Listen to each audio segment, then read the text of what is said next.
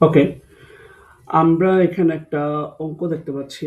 যেখানে বলা হয়েছে যে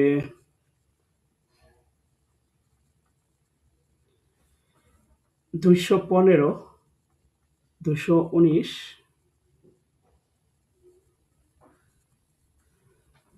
দেন হচ্ছে ৩২৫, ৬২৫ সংখ্যাগুলোর মধ্যে পূর্ণবর্গ কোনটি?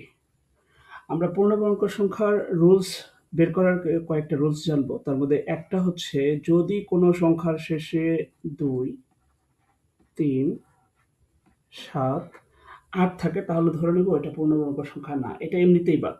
আচ্ছা।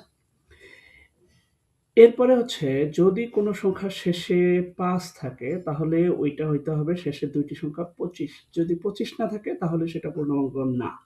আচ্ছা, ২৫ হলেই যে পূর্ণবর্গ হবে ব্যাপারটা তাও না। ২৫ হলে আরেকটা শর্ত আছে। সেটা হচ্ছে যদি কোনো সংখ্যার শেষে ২৫ থাকে তাহলে ২৫ এর আগে যে ২ টি বা সংখ্যা থাকবে সেই সংখ্যাগুলা ২ টা ক্রমিক সংখ্যার গুণফল হবে। ২৫ এর আগের সংখ্যা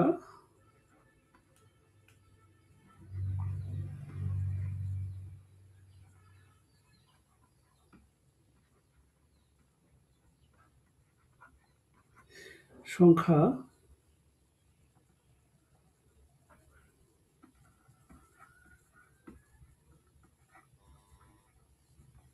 ২ টি ক্রমিক সংখ্যার গুণফল হবে। আচ্ছা, এবার এই রুলসগুলো একটু দেখার চেষ্টা করি এবং শেষে হচ্ছে আরেকটা রুলস একটু মনে রাখি। যদি কোনো সংখ্যার শেষে ০ থাকে তাহলে একটা না জোড় ০ থাকতে হবে। অর্থাৎ ২ টা ০ থাকতে হবে মিনিমাম। তাহলে বুঝতে হবে ওইটা আ ইয়া হইতে পারে। মানে পূর্ণবর্গ হইতে পারে। তবে তার আগের যে সংখ্যাটা আছে সেটা পূর্ণবর্গ হইলে তাহলেই পূর্ণবর্গ। আচ্ছা। এবার রুলস অনুযায়ী যেহেতু আ ২১৫ এখানে ৫ আছে এর মানে ২৫ নেই। এর মানে এটা হবে না। ২১৯ ৯ আছে এটা হইতে পারে। বাট আমরা জানি ১৫, ১৫ ২২৫, ১৪, ১৪ ১৯৬ সেই রুলস থেকে এটা আসলে হয় না। ৩২৫ হবে কিনা এটা হচ্ছে ২৫ আছে বাট আগের সংখ্যাটা ২ টা ক্রমিক সংখ্যার গুণফল না। অর্থাৎ ১, ২ ও না, ২, ৩ ও না। ২ কে ৩ দ্বারা গুণ করলে ৬ হয়, ১ কে ২ দ্বারা গুণ করলে যা হয় বুঝতে পারছেন ১। এর মানে এইটা হলো ২৫ এবং শেষের যে সংখ্যাটা আছে ৬ এটা ২ টা ক্রমিক সংখ্যার গুণফল। মানে ২ গুণন ৩। এর মানে এটা অ্যান্সার।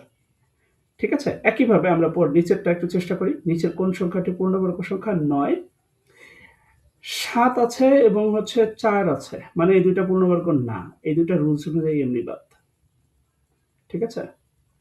আচ্ছা, পরেরটা আগেরটা দেখি আগে। এখানে ২৫ আছে। এর মানে এটা হইতে পারে। বাট বলছিলাম যে আগের যে সংখ্যা আছে এটা ২ টা ক্রমিক সংখ্যার গুণফল হতে পারে।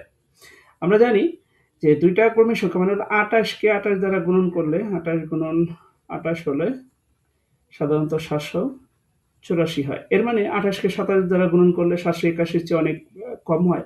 আবার ২৮ ২৯ দিয়ে গুণন করলে আরো অনেক বেশি হয়ে যায়। এর মানে এটা ক্রমিক সংখ্যার গুণফলের সাথে ম্যাচ করে না। দ্যাট মিন এটাও না। আচ্ছা, এবার লাস্টে যেটা আছে এটা কিনা? এটা ২৫ আছে তাহলে এটা হইতে পারে।